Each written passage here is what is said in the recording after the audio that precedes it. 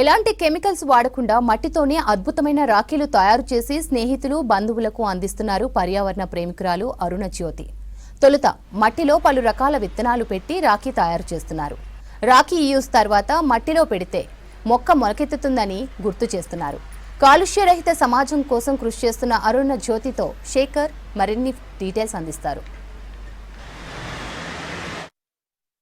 అక్కా చెల్లి అన్నా తమ్ముల అనుబంధమే రాఖీ పౌర్ణమి. ఆ రాఖీ పౌర్ణమికి సంబంధించి ఇప్పటికే మార్కెట్లోకి డిఫరెంట్ రాఖీలు దర్శనమిస్తుంటాయి. డిఫరెంట్ రాఖీలను అలా అన్నా తమ్ములకు రాఖీలు కడుతూ వాళ్ళు ఆనందాన్ని పొందుతారు. కానీ పర్యావరణంలో మనం భాగస్వామి కావాలనే కాన్సెప్ట్తో మట్టితో రాఖీలు చేస్తున్నారు. ప్రస్తుతం మనం నల్గొండ కేంద్రంలోని డైనింగ్ రెస్టారెంట్ కింద ఉన్నాం. ఇక్కడ మనం ఒకసారి చూడొచ్చు. రాఖీ పౌర్ణమికి సంబంధించి న్యాచురల్గా మట్టితోటి రాఖీలను తయారు చేస్తున్నారు. ఇందులో సీడ్స్ ఉంటాయి.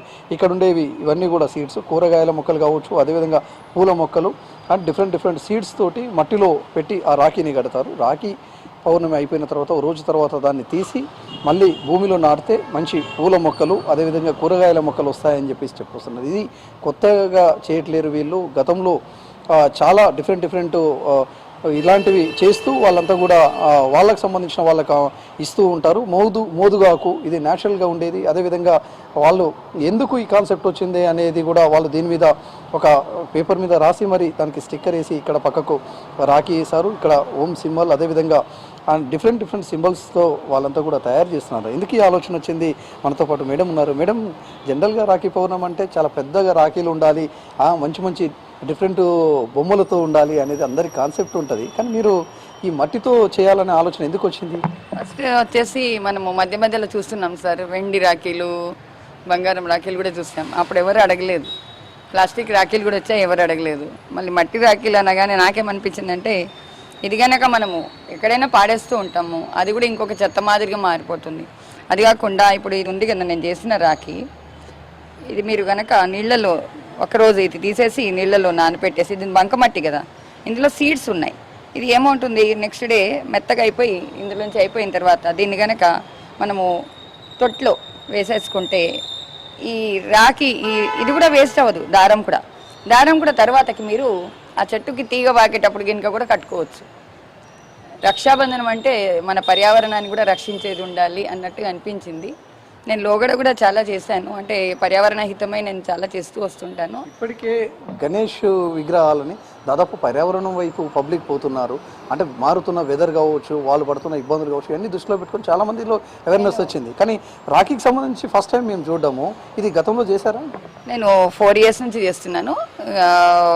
ఇది గణేష కూడా, క్లే గణేష కూడా చేసి పిల్లలతో చేయించడము నేను 2005 నుంచి చేస్తుంటానండి. How to make Ganesha with our own hands అని చెప్పేసి నేను చాలా చోట్ల సెక్రెట్స్ ఇస్లామా ఖాన్ హైదరాబాద్లో, తిరుపతిలో అన్ని చోట్ల నేర్పిస్తూ వస్తున్నాను. ఇంకొకటి మనకి హోలీ కలర్స్ కూడా నేను న్యాచురల్ కలర్స్తో చేశాను. దాంతోపాటుగా ఇప్పుడు ఇక్కడ నేను చిన్నగా చేశాను, ధూప్ పౌడర్ కూడా చేశాను, ధూప్ స్టిక్స్ చేసాము, మస్కిటో రెప్లెంట్ అది కూడా చేసాము. అన్నీ మ్యాక్సిమం న్యాచురల్ వేలో ఉన్నవి చేసేసుకుంటారు. జనరల్గా వ్యాపారాలు చేసే వాళ్ళకి ప్రజలకు ఏం కావాలనో అది వ్యాపారంగా మలుచుకుంటారు. మరి మీ కాన్సెప్ట్ ఇది వ్యాపారమా, లేకపోతే జనరల్గా చేయాలనే తపన, లేకపోతే పర్యావరణాన్ని పరిరక్షించాలనే ఆలోచననా? మెయిన్ అంటే పర్యావరణాన్ని నా వంతుగా నేనేం కృషి చేస్తున్నాను. దానికి మెయిన్ సపోర్ట్ ఏంటంటే మా వారును మా అబ్బాయి కూడా ఇస్తారు, బాగా మంచి సపోర్టు. దాని తర్వాత నేను నెక్స్ట్ జనరేషన్కి నా వైపు నుంచి ఏమి ఇవ్వగలుగుతున్నాను. ఇప్పుడైతే అంతే చూస్తున్నాం, గ్లోబల్ వార్మింగ్ అయింది, అదేంది, ఇంత పెద్దవి వింటున్నాము. అయితే వీటికి కొంచెం మనము ఇంటర్నల్గా అని చెప్తే నెక్స్ట్ జనరేషన్స్కి వాళ్ళు అవి కూడా కొనుక్కొని దిగుతారా, ఇవి కూడా కొనుక్కొని తాగుతారా అన్నట్టు కొంచెం భయం వేస్తుంది. కొంచెం లోపల నుంచి ఒక ఫియర్ ఉంటుంది మనం కూర్చొని కనుక ఆలోచిస్తే 2 నిమిషాలు. అయితే అట్లా కాకుండా మనం కనుక ఇలా చేసుకుంటే నా వైపు నుంచి నేనేమన్నా ఇస్తానేమో అన్నట్లుగా అనిపించి. మేడం, ఈ రాఖీకి సంబంధించి ఎంత తయారు చేయడానికి ఎంత టైం పడుతుంది, మీకు ఎంత ఖర్చు అవుతుంది? ఖర్చు అనేది ఏం అవ్వలేదు సార్. కేవలం ఈ ఉంది కదా మీ దగ్గర ఇక్కడ చూస్తున్నారు బంకమట్టి, ఈ మట్టికి కుమ్మరి వాళ్ళ దగ్గర ఆశ్రయించాను. మిగతాది ఏంటంటే నేను ఇదంతా ఇంట్లో ఉన్న గింజలతోటే, తులసి గింజలు ఉన్నాయి, సీత జడ పూలు ఉన్నాయి. ఆ గింజలను నేను కొంచెం జాగ్రత్త పరుస్తాను. అవి వచ్చేసి ఇందులో వాడేసుకుంటాను. దాదాపు ఎన్ని చేస్తారు, ఎన్ని అమ్ముతారు ఇప్పుడు ఈ రాఖీ అమ్మడం పౌర్ణమి? అయితే ఇంతవరకు నేను చేయలేదు. ఫ్రెండ్స్కి, రిలేటివ్స్కి. ఫస్ట్ ఆఫ్ ఆల్ కొంతమంది నన్ను పోనీలే మా రాఖీతో పాటు ఇది కట్టుకుంటాంలే అనే వాళ్ళు కూడా ఉన్నారు. వాళ్ళ రాఖీ కడతారు, ఒక సైడ్ రాఖీగా మేము ఇది కట్టుకుంటాం అని అడిగే వాళ్ళు కూడా ఉన్నారు. కొంతమంది ఏమో నవ్వుకుంటారు, ఇది కూడా వదలవా అని అంటారు. వదలను అని చెప్తాను నేను. ఎందుకు వదలాలి? నా వైపు నుంచి నేను ఎంతవరకు అవుతుందో చేస్తాను, నా ప్రయత్నం. వదిలిపెట్టాలి అని చెప్తే ప్రతిదీ వదిలేసేసుకోవచ్చు. అంటే రాఖీ పౌర్ణమికి సంబంధించి న్యాచురల్గా తయారు చేయడం కోసం ఇవన్నీ కూడా చేశారు. ఇప్పటికే పర్యావరణాన్ని పరిరక్షించాలనే దాంతో గణేష్ విగ్రహాలకు సంబంధించి కూడా మట్టి విగ్రహాలు ఎక్కువ ఇప్పుడు సేల్ అవుతున్నాయి.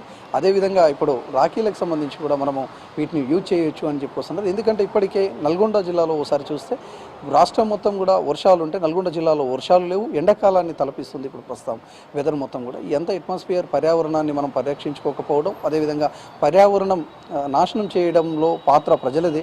దాన్ని దృష్టిలో పెట్టుకొని మనం ఈ న్యాచురల్గా మనకు ఏవైతే ఉంటాయో ఆ న్యాచురాలిటీని మనం ఖచ్చితంగా కూడా రక్షించుకోవాలి, వాటిని మనం యూజ్ చేయాలనే కాన్సెప్ట్ తోటే తను చేస్తుందని చెప్పుకొస్తున్నారు. ఇది రాఖీ పౌర్ణమికి సంబంధించి తను చేసిన మట్టి రాఖీలకు సంబంధించిన అప్డేట్. కెమెరా పర్సన్ రఘుతో శేఖర్, విజిట్ న్యూస్, నల్గొండ జిల్లా.